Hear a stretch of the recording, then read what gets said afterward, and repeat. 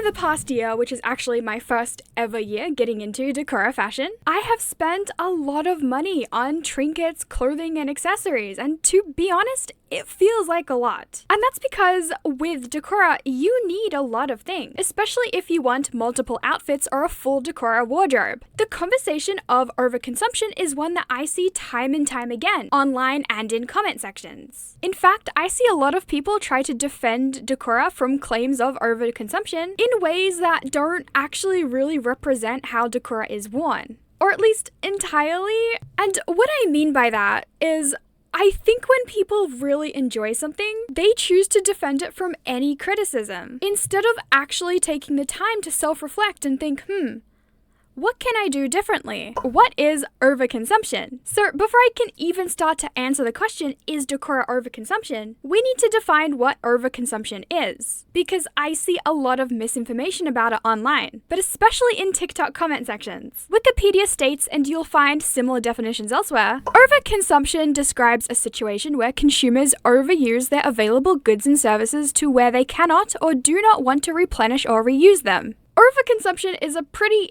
economic term, as in it's used to describe industry practices and the overuse of our available resources or production rate. But like the wiki defines, overconsumption is also directly tied to consumer behavior. And that is the main focus of this video. Overconsumption is throwing away items that should not be single use. For example, any plastic advertised as single use like grocery bags or food packaging should never be considered single-use, even though, it technically is. And this is because it can't break down or decay. Single-use plastics have been building up in our dumps for generations and even in our oceans. The more single-use plastic waste you create, the more you are over-consuming. This also goes for items that we don't want to keep anymore. Whether they have broken, lost their shape, or become out of fashion, anything that we have bought that is plastic will continue to exist long past our deaths. I have seen sentiment online that overconsumption is only when you buy things that you will never use. If you use it, it's not overconsumption. And this is incredibly incorrect and also, I think, a harmful statement.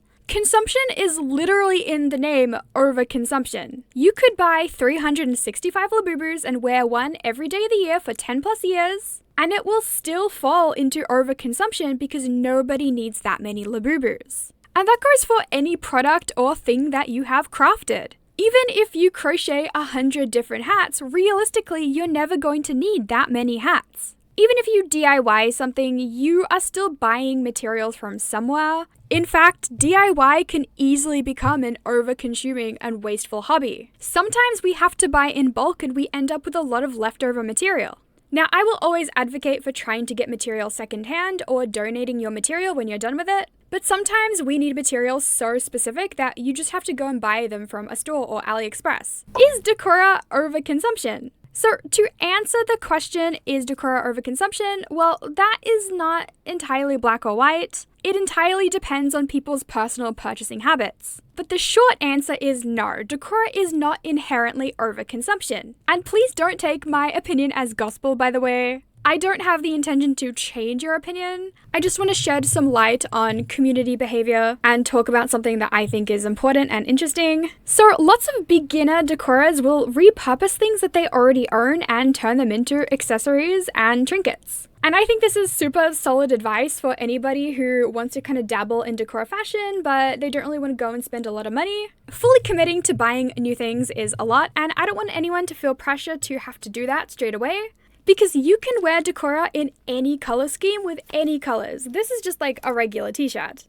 The only rule is to wear more accessories than normal, and you can layer clothing to look more playful and Harajuku inspired. I also see a lot of people who wear Decora fashion only own 1 or 2 full outfits, and not an entire wardrobe. And if you do want to build a wardrobe, please know that it can take years. Unless you're well off, collecting Decora accessories can be a little bit difficult or pricey. For example, if you can't buy branded or small biz items, you can try and thrift all your clothing, but the odds of finding Harajuku inspired pieces can be pretty low. Ever since wearing Decora, I have found it so much harder to find clothing that actually goes with my style. Accessories and material to DIY are so much easier to come by in thrifts and online, but it can still be hard to get the right vibe. I'm never finding beads that are just chunky enough, you know? Many people who might be poor also live in areas where thrifting isn't even a thing. In some countries, charity shops don't even exist, which further slows down the collecting process. Despite using lots of plastic accessories and looking like fast fashion,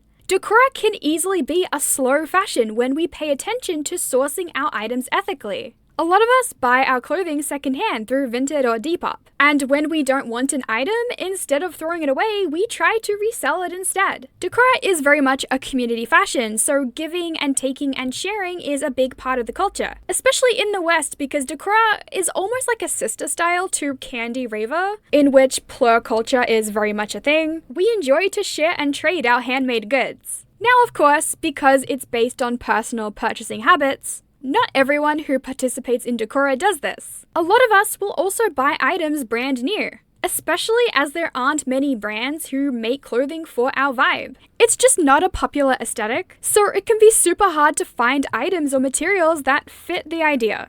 The wardrobe gap. So the wardrobe gap is something that I like to call the lack of clothing when you want to build a wardrobe for the first time. Essentially, if you are a beginner, you are going to need to buy so much more in a shorter amount of time to be able to start wearing outfits in the style. And this can feel like rapid, unsustainable purchasing. And I know this because I've been there. But as long as you slow down when you need to, and stop yourself from developing a shopping addiction, I believe it is perfectly okay to buy lots of things in a short amount of time. Go on that spending spree. If you don't have the clothes, it's okay to get some. Collecting Decora items can take years and years, so as long as you only buy what you need, go ahead and get a couple tops and pants. Buy the things that you know you are going to love and wear for a long time. What might look like overconsumption and cause anxiety might just be normal purchasing habits. I know I personally feel really stressed sometimes about my spending habits in the past year, so I'm hoping that in 2026 I'm just gonna slow it down a little and only buy stuff that I really love. Virtue signaling. So this is something that really bothers me in the online space. And thankfully, I don't really see it often in the Decora community and in closer knit circles, but it is something I see in comment sections sometimes, and especially when overconsumption is mentioned. This comment, for instance, was well-meaning, but very misguided. I think it paints a great example of how Decoras can start pitting themselves against each other or putting certain practices above others. The comment reads, "The Decora subculture is all about DIY and mix-matching pieces.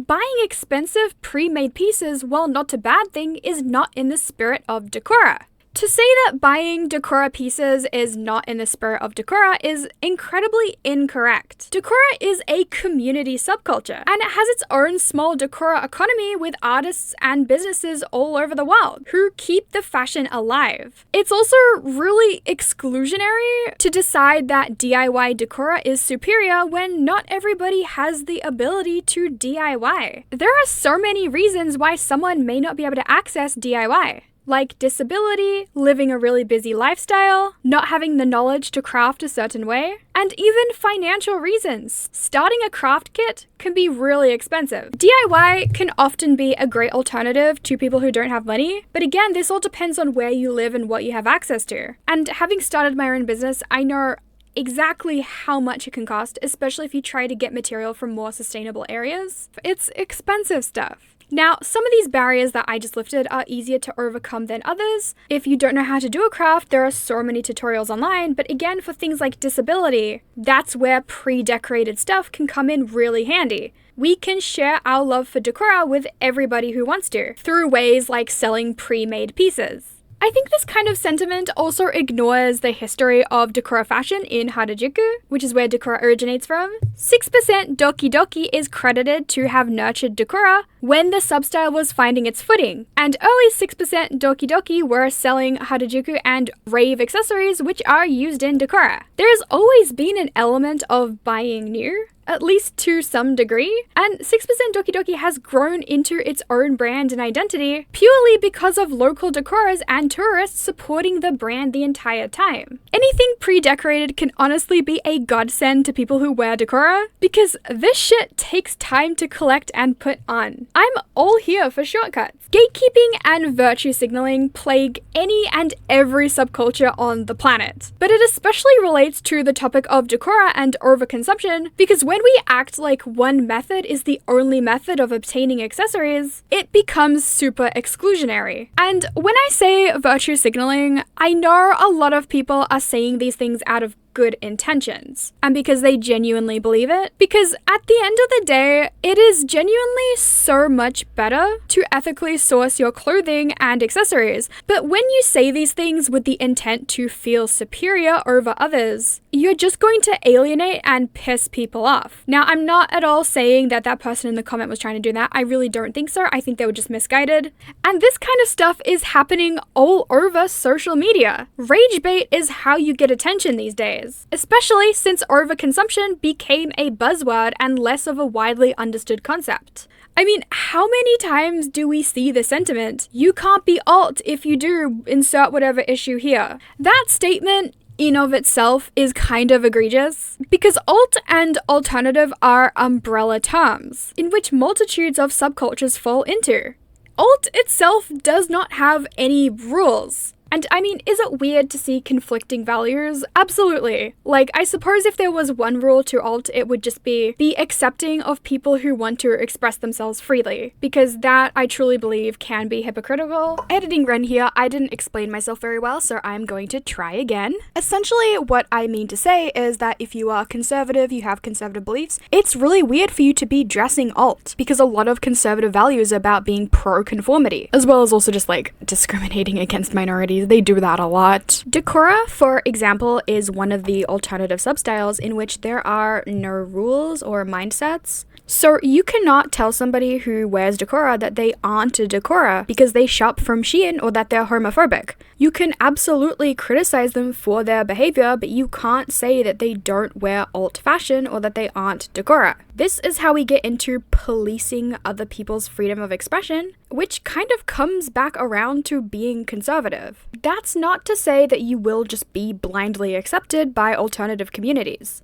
It is perfectly okay for communities to ostracize people based on their harmful actions and beliefs. I do not want to hang out or talk to somebody who, for example, is anti my existence as a non-binary person. Alt people do not owe you acceptance. You can't be like, oh, well, you can't express yourself like that, but then you go out and you wear something alt. It's those moments when I think that you are just like LARPing as an alt person. But please know this. Not every subculture has rules based on morality. Even if the world would be a better place if people were more thoughtful, it is not a requirement for certain fashion-based substyles. You cannot put every subculture in a box and try to dictate how people spend their money, because that is when it gets pretty fucking intense. Again, it's the same nuanced takes like when somebody says to a Decora, if you get Shein secondhand, you are not alt. TikTok is honestly where nuance goes to die, and it genuinely really pisses me off sometimes. Conclusion and tips. So all that being said, I do think it's really important that we try to be more sustainable where we can, especially as Decora and collecting can spiral out of control so easily. I've already mentioned a few different ways in this video about how Decoras keep their style and hobby more ethical, but I'd like to share a list with you all that should help people, especially beginner Decoras, but also anybody from any fashion style. So, tip 1. Thrift everything. Thrift shops are absolutely bursting with unsold clothes, toys, fabrics, whatever. So please don't feel guilty about buying anything to use to DIY. You can even find hair accessories and badges that suit Decora at the thrifts. Tip number 2. Buy eco-friendly clothing like 100% cotton. Please be mindful that natural fabrics like cotton have their own environmental costs. Even to produce natural material clothing, it can still be unsustainable. But at least it will biodegrade, unlike polyester and other plastic-based clothing, so it's always a good option. Tip number 3. Don't treat your clothing like a costume. Now, you do not have to wear Decora every day, And if you only want one outfit, that is okay too. But don't be afraid to outfit repeat or get repetitive. Pro tip, if you buy clothing in similar colors or vibes, you will have an easier time to mix and match them. But essentially, we don't want to buy one Decora look and then go, oh, well, I already did this look, so now I can't really wear it again. Tip number 4, you can Decorify almost anything. And if you are mindful about how much material you consume, or if you go out of your way to use secondhand material, it will have a much less harmful impact on the planet. I have my own Decora brand running currently, where I use a percentage of sustainable materials. Like, for example, I made this necklace and I thrifted these huge chunky beads. Tip number 5, repurpose things that you already have. You can even ask friends and family to pitch in and donate some stuff to you. Lots of people have random old crap and trinkets just like sitting around that they don't want anymore. So if you feel crafty, feel free to take it all in and try and use it. Tip number 6, I'm running out of fingers. Find slow fashion. Invest in high quality pieces that you can wear for decades and that you can style in multiple different ways. Again, this can be really hard if you don't have a lot of money, but I think it's always worth trying to save up for a good quality piece instead of supporting places like Shein. Number 7 is make fashion circular. You can buy from secondhand places like Vinted, Mercari, and Depop. And if you decide that you don't want to use the item anymore or you don't like it, try to sell them again. Thrift stores are also a really great place to donate clothes or even charities. Even though thrift stores are overrun with clothes and stuff, if your option is to either throw it out or donate it, it's always worth seeing if they will take it. And when it comes to more niche fashion items, like alternative shoes or accessories, these kinds of items are going to get snatched up at thrift stores pretty quickly. People are always trying to look for cool things, so don't feel guilty at all if you have to donate something cool because someone will take it. And that is my list, so let me know in the comments. Do you guys have any other tips for Decoras to become more sustainable? Be sure to let the community know, and alternatively,